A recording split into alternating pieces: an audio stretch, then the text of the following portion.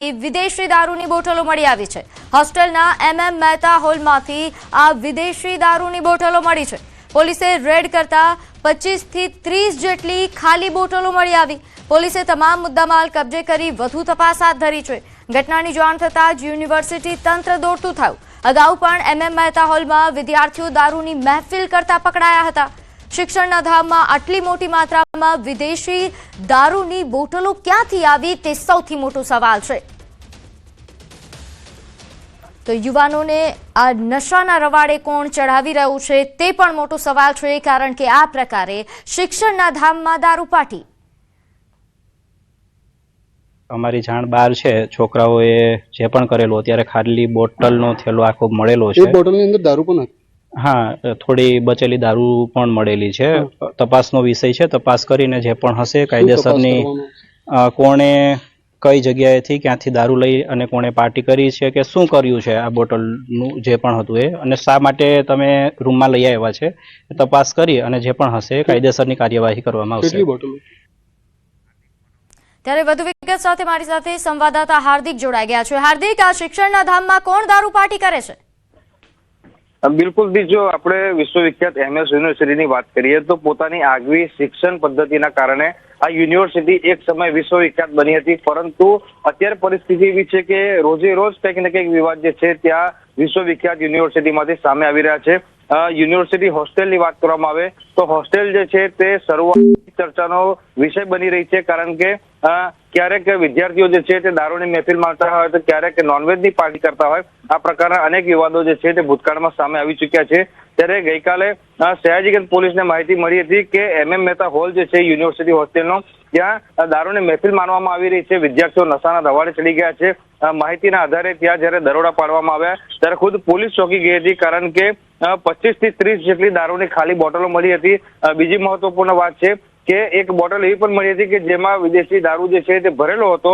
ત્યારે અહીંયા સૌથી મોટો સવાલ એ થાય કે યુનિવર્સિટી હોસ્ટેલ જે છે તે એવા વિસ્તારમાં આવેલી છે કે જ્યાંથી સયાજીગંજ પોલીસ સ્ટેશન પણ નજીક છે અને ફતેગંજ પોલીસ સ્ટેશન પણ નજીક છે। બે પોલીસ સ્ટેશનની વચ્ચે આ હોસ્ટેલ આવેલી છે, પરંતુ અહીંયા વિદ્યાર્થીઓ નશાના રવાડે ચડી ગયા છે। હવે શિક્ષણના ધામમાં નશાની યુક્ત જે પદાર્થ છે તે આટલી મોટી માત્રામાં કોણ પહોંચાડે છે તે સૌથી મોટો સવાલ છે। બીજી મહત્વપૂર્ણ વાત છે કે જ્યારે વિદ્યાર્થીઓ હોસ્ટેલમાં પ્રવેશ કરતા હોય ત્યારે શું તેમના જે માલ સામાન છે તેની ચકાસણી નથી કરવામાં આવી રહી, તે પણ સૌથી મોટો સવાલ જે છે અહીંયા ઉઠવા પામી રહ્યો છે।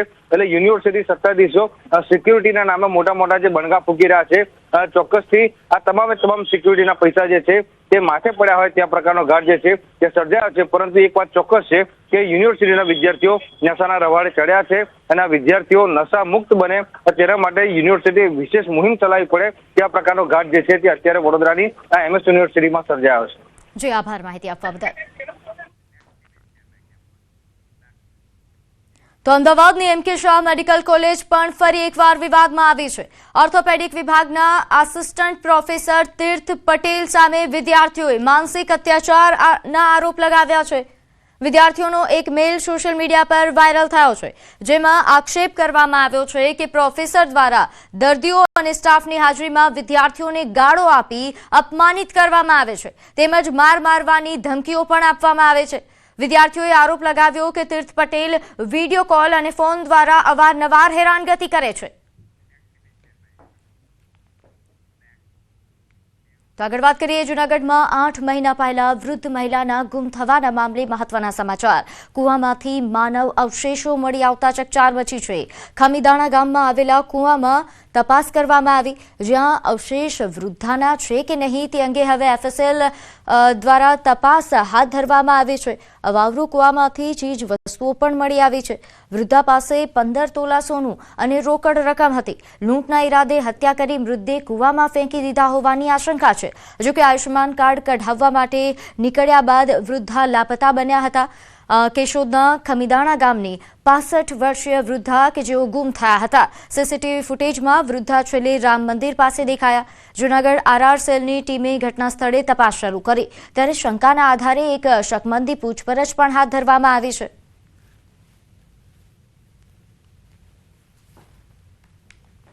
8 મહિના તો ગુમ હતા, પછી અમે આ શોધખોળ માટે ઘણી ઓલી રજૂઆત કરી હતી। આ તે બસ 8 મહિના પછી આ બધું ઘરેથી શું કઈ નીકળ્યા હતા? એ આયુષ્યમાન કાર્ડ કઢાવવા. એના પાસે 15 તોલા સોનું હતું અને 2 લાખ રૂપિયા હતા રોકડા.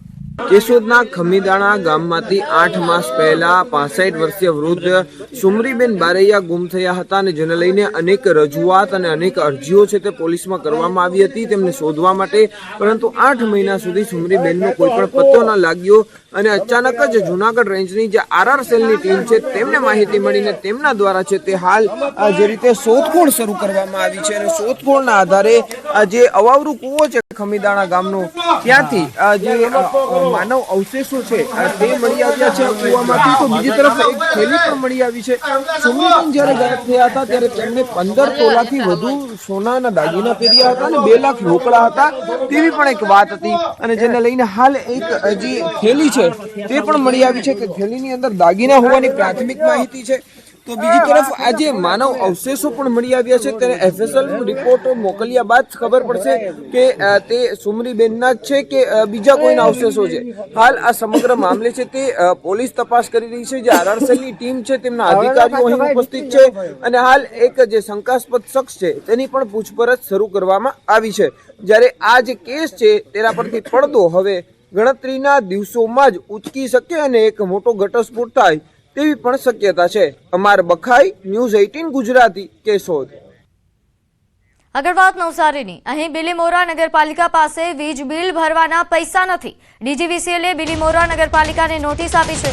27 લાખના બાકી વીજ બિલ મુદ્દે અંતિમ નોટિસ આપવામાં આવી છે. વીજ બિલની ભરપાઈ નહીં કરે તો વીજ જોડાણ કપાશે. 3 દિવસમાં બિલ ભરી દેવા અંગે નોટિસ અપાઈ છે. છેલ્લા 4 મહિનાથી વીજ બિલ નથી ભર્યું તેવા પ્રકારની માહિતી સામે આવી. તો વધુ વિગત સાથે મારી સાથે સંવાદદાતા ભાવિન જોડાઈ ગયા છે. ભાવિન, ડીજીવીસીએલે બિલીમોરા નગરપાલિકાને નોટિસ આપી છે. નગરપાલિકા પાસે વીજ બિલ ભરવાના પૈસા નથી. ભાવિન, બિલીમોરા નગરપાલિકા છે અવારનવાર વિવાદોમાં સંપડાતી રહે છે. ફરીવાર અધિકારીઓના મનસ્વી નિર્ણયને કારણે વિવાદમાં આવી છે. બિલીમોરા નગરપાલિકા દ્વારા ડીજીવીસીએલના વિવિધ 60 જેટલા જે કનેક્શનો હતા, સ્ટ્રીટ લાઇટ છે, વોટર વર્ક્સ છે, આ તમામ પ્રકારના જે સેન્ટરો છે ત્યાંથી જે વીજ ઉપકરણો વપરાશ વીજનો થાય છે અને એનું બિલ જે 27 લાખ રૂપિયાથી વધુનું હતું એ છેલ્લા 4 મહિનાથી પાલિકાના અધિકારીઓ દ્વારા ચૂકવણું નથી કરવામાં આવ્યું. અવારનવાર નોટિસો ડીજીવીસીએલે આપી હતી પાલિકાને, પરંતુ કોઈ જવાબ મળતો નહોતો અને હવે છેવટે ડીજીવીસીએલે કડક વલણ અપનાવ્યું છે અને 3 દિવસની અંદર નાણાં ન ચૂકવે તો તમામ જે સ્ટ્રીટ લાઇટ છે, શહેરની વોટરવર્ક્સ છે, એટલે કે તમામ જે વીજ જોડાણો છે એ કાપી નાખવાની પણ જે છે અંતિમ ફાઇનલ નોટિસ એમને આપી દેવામાં આવી છે. જો આવું થશે 3 દિવસમાં જો પૈસા જો પાલિકા નહીં ભરે તો ક્યાંક બિલીમોરામાં જે રાત્રિ દરમિયાન જે સ્ટ્રીટ લાઇટો છે એટલે અંધારપટ છવાઈ જશે. લોકોને પાણી વગર રહેવું પડે એવી પરિસ્થિતિઓ પણ આ પાલિકાના જે અધિકારીઓ છે એમના કારણે આવવાની નોબત આવી છે. પ્રીતિ જી, આભાર માહિતી આપવા બદલ. તો મોરબીમાં પશુપાલકોની દાદાગીરી સામે આવી છે. મનપાની ઢોર પકડ પાર્ટીને ધમકી આપી ઢોર છોડાવી લીધા. રખડતા ઢોર પકડીને લઈ જતી મનપાની ટીમના વાહનમાંથી પકડેલા ઢોર ઉતારી લેવામાં આવ્યા છે. 2 ઇસમો સામે હાલ ગુનો નોંધાયા હોવાની પ્રાથમિક વિગત મળી રહી છે. તો મોરબીની આ ઘટના છે જ્યાં 2 ઇસમો સામે હાલ ફરિયાદ નોંધાઈ છે. આ પશુપાલકોની દાદાગીરીનો એક વિડીયો પણ સામે આવ્યો છે જેમાં ઢોર પકડ પાર્ટીને ધમકી આપીને ઢોર છોડાવી લીધા હોવાનું સ્પષ્ટ દેખાઈ રહ્યું છે. ન્યૂઝ 18 ગુજરાતી પર આ એક્સક્લુઝિવ દ્રશ્યો આપ જોઈ શકો છો જેમાં પશુપાલકો કેટલા હદે દાદાગીરી કરી રહ્યા છે તે જોઈ શકાય છે. વધુ વિગત સાથે મારી સાથે સંવાદદાતા રવિ જોડાઈ ગયા છે. રવિ, પશુપાલકોની દાદાગીરી વધી રહી છે મોરબીમાં, કેવા પ્રકારની કાર્યવાહી?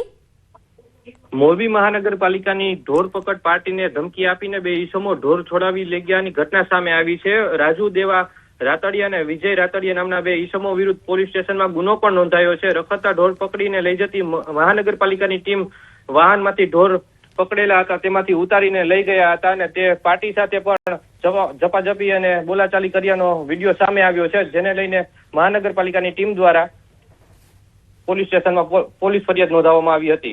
જી, આ ઉપરાંત રવિ, સવાલ એ પણ છે કે અહીં જે ઢોર પકડ પાર્ટી છે એમાં કેટલા કર્મચારીઓ, કેટલા અધિકારીઓ અહીં હાજર હતા? તેમની સામે જ આ લોકો ઢોર છોડાવી જાય છે તો સુરક્ષાની કોઈ લઈને વ્યવસ્થા નથી? ઢોર પકડ પાર્ટીની સાથે 4 થી 5 જે તેની ટીમના માણસો પણ સાથે હાજર હતા. તેમ છતાં પણ આ બે માથાભારે શખ્સો ત્યાંથી ઢોર છોડાવીને લઈ ગયા હતા. જી, હવે આગળની કાર્યવાહી તેમના વિરુદ્ધ કેવા પ્રકારની થશે? હાલ તો પોલીસ સ્ટેશનમાં ફરિયાદ નોંધાઈ છે અને પોલીસે આરોપીઓને પકડવા ચક્રો પણ ગતિમાન કરવામાં આવ્યા છે. જી રવિ, અને સાથે રવિ, સવાલ એ છે કે આ પ્રકારની ઘટનાઓ મોરબીમાં અવારનવાર સામે આવતી હોય છે. એવું નથી કે આ પહેલી વાર આવું થયું છે. તેમ છતાં પશુપાલકોમાં કોઈ ડર કેમ નથી? જી ચોક્કસથી મહાનગરપાલિકાની ઢીલી નીતિના કારણે આ પ્રકારની વારંવાર ઘટનાઓ સામે આવતી હોય છે અને આ તો ત્રીજી ચોથી વખત આ પ્રકારનો કિસ્સો સામે આવ્યો છે, જેને લઈને પણ પ્રશ્ન ઉભા થઈ રહ્યા છે. બિલકુલ રવિ, આભાર માહિતી આપવા બદલ. તો આગળ વાત કરીએ રાજકોટની. અહીં નિવૃત્તિ બાદ પણ લાંચની લાલચ યથાવત દેખાઈ રહી છે. નિવૃત્તિ બાદ પણ લાંચનો મોટો વહીવટ ઝડપાયો છે. એસીબીએ નિવૃત્ત ઇન્સ્પેક્ટર સહિત 3 સામે ગુનો નોંધ્યો. એરિયર્સ બિલ મંજૂર કરવા 50,000ની લાંચ માંગી. એસીબીએ આસિસ્ટન્ટ એકાઉન્ટન્ટ ઓફિસર રવિકુમારની ધરપકડ કરી છે. નિવૃત્તિ બાદ પણ શૈલેષ ચૌહાણ ઓફિસનો વહીવટ કરતા હોવાની વિગત મળી રહી છે. ભુજરમાં રહેતો હતો જૂની રાજકોટની ઓફિસનો આ નિવૃત્ત અધિકારી, જે નિવૃત્તિ બાદ પણ વહીવટ કરતા હોવાનું સામે આવ્યું છે. જોકે હવે એસીબીએ તેમના વિરુદ્ધ કાર્યવાહી કરી છે અને તેમને પકડી પાડ્યા છે.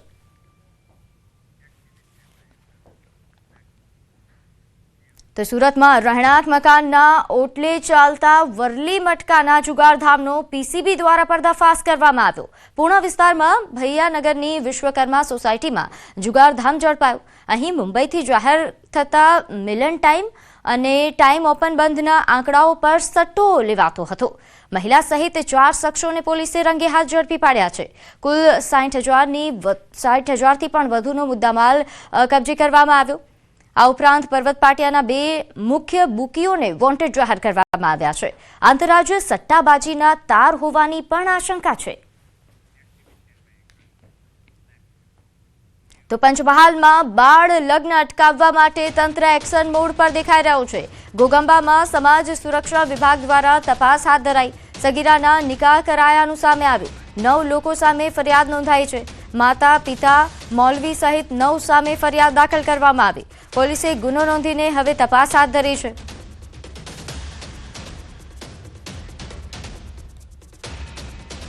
તો અરવલ્લીના ધનસુરા તાલુકામાંથી નવજાત બાળક મળી આવ્યું. વખતપુરા ગામની સીમમાં આવેલા ખેતરમાંથી આ નવજાત શિશુ મળી આવ્યું છે. 2.5 કિલો વજનનું સ્વસ્થ બાળક છે. 8 જેટલા યુવાનો રમી રહ્યા હતા. તે દરમિયાન રડતા બાળકનો અવાજ સંભળાયો. સ્થળ પર પહોંચતા તેમને બાળક નજરે પડ્યું. ધનસુરા સામૂહિક આરોગ્ય કેન્દ્ર ખાતે તેમને હાલ બાળકને ખસેડવામાં આવ્યું છે અને પ્રાથમિક સારવાર કરવામાં આવી રહી છે.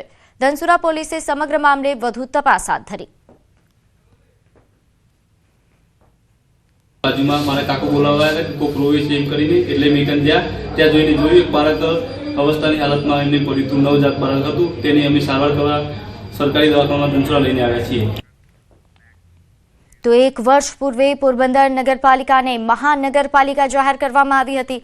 ત્યારથી પોરબંદર મહાનગરપાલિકામાં વહીવટદાર શાસન ચાલી રહ્યું છે. આ દરમિયાન પોરબંદર જિલ્લા ભાજપ પ્રમુખ ડોક્ટર ચેતના તિવારીએ મુખ્યમંત્રી ભૂપેન્દ્ર પટેલને પત્ર લખીને મનપાની કામગીરીમાં સંકલનના અભાવ અને નાગરિકોને વિકાસ તથા મૂળભૂત સુવિધાઓ ન મળતી હોવાનો આક્ષેપ કર્યો. પત્રમાં મનપા કમિશનર સામે પણ અસંતોષ વ્યક્ત કરવામાં આવ્યો છે અને જણાવાયું છે કે મહાનગરપાલિકા બન્યાને 1 વર્ષ પૂર્ણ થયું છે, છતાં નાગરિકોને જે વિકાસ, સુવિધાઓ અને સુવ્યવસ્થિત વહીવટની જે અપેક્ષાઓ છે તે પૂર્ણ નથી થઈ. બીજી તરફ મનપા કમિશનરે વિકાસ કાર્યો અને નાગરિકના પ્રશ્નો અંગે સંકલનમાં કામગીરી થઈ રહ્યા હોવાનું જણાવ્યું. આ મુદ્દે વિપક્ષ, કોંગ્રેસ અને બસપાની પ્રતિક્રિયાઓ બાદ પોરબંદરમાં રાજકીય ગરમાવો વધ્યો છે.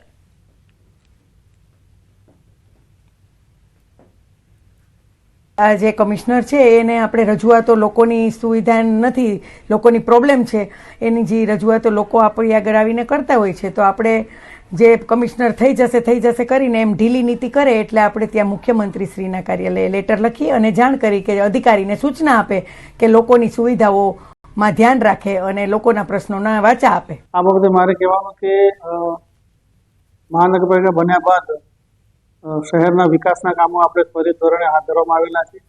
શહેરના વિકાસના કામો હોય કે નાના મોટા પ્રશ્નો હોય, દરેક પ્રશ્નમાં જે ઉચ્ચ પદાધિકારીઓ છે એમના સંકલનમાં કામગીરી કરવામાં આવતી હોય છે.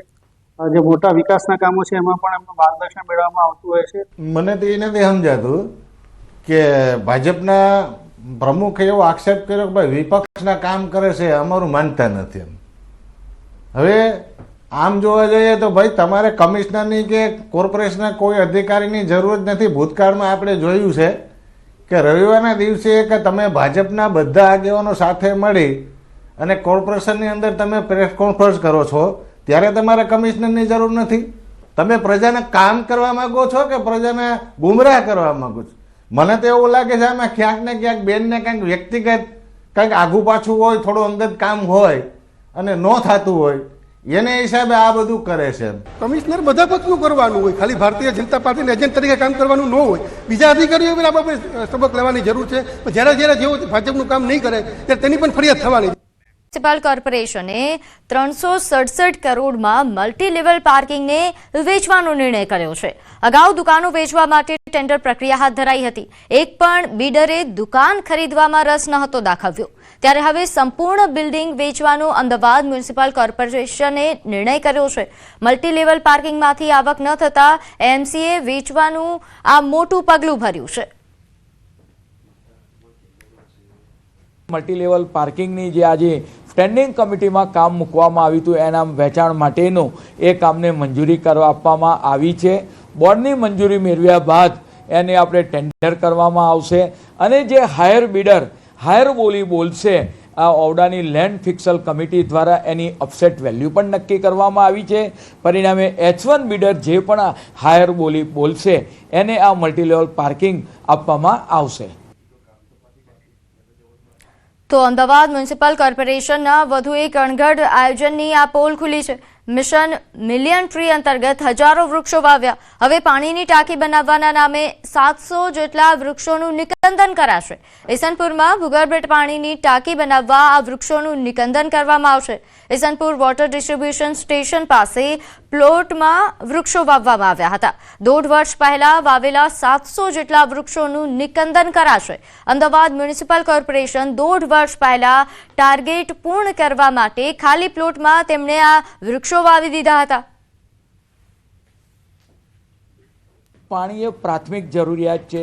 દરેક નગરજનને પીવાનું પાણી સહેલાઈથી પ્રાપ્ત થાય, સરળતાથી પ્રાપ્ત થાય એ માટે ઈસનપુરની અંદર જે રીતે વસ્તીની માત્રા વધી હતી, ડેવલપમેન્ટ જે રીતે થઈ રહી છે, એમ આજની સ્ટેન્ડિંગ કમિટીની અંદર એ પ્લોટની અંદર આપણે વાત કરીએ કે પાણીની ટાંકી એ મંજૂર કરવામાં આવી છે. પરિણામે ત્યાંની જે પાણીની વર્ષો જૂની સમસ્યા હતી પીવાના પાણીની, આ સમસ્યાનો આવનાર સમયગાળા દરમિયાન અંત આવશે. પરંતુ ત્યાં અવરોધરૂપ જે ઝાડનો પ્રશ્ન હતો એને ચોક્કસ રિલોકેટ કરવામાં આવશે. આગળ વાત કરીએ, સુરત શહેરમાં ધુમ્મસભર્યું વાતાવરણ છવાયું છે. શહેરમાં ધુમ્મસના કારણે વિઝિબિલિટી ઘટી છે. વિઝિબિલિટી ડાઉન થતા વાહન ચાલકોને હાલાકી ભોગવવાનો વારો આવ્યો. ધુમ્મસમય વાતાવરણથી સૂરજ દાદા ઢંકાઈ ગયા છે. ધુમ્મસની સાથે એર પોલ્યુશનમાં પણ વધારો નોંધાયો છે. AQI વધી રહ્યો છે.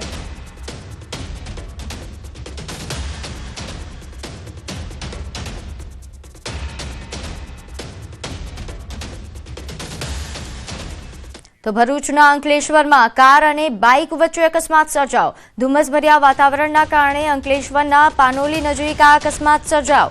બાઇક કાર સાથે ટકરાતા ગંભીર ઈજા બાદ 2 યુવાનોના મોત થયા છે. ડેડિયાપાડાના રહેવાસી યુવકોના મોત નીપજ્યા. પાનોલી પોલીસે અકસ્માત અંગે ગુનો નોંધી તપાસ શરૂ કરી. તો સુરેન્દ્રનગરમાં ટ્રિપલ અકસ્માતમાં 2ના મોત નીપજ્યા. પાટડીના પાનવા ગામ પાસે 2 કાર અને રિક્ષા વચ્ચે ટ્રિપલ અકસ્માત થયો. અકસ્માતમાં રિક્ષામાં સવાર 2 વ્યક્તિઓના ઘટના સ્થળે મોત થયા અને 4 વ્યક્તિઓ ઇજાગ્રસ્ત થતા તેમને સારવાર અર્થે હોસ્પિટલ ખસેડવામાં આવ્યા. પોલીસે ઘટના સ્થળે પહોંચી તપાસ હાથ ધરી છે.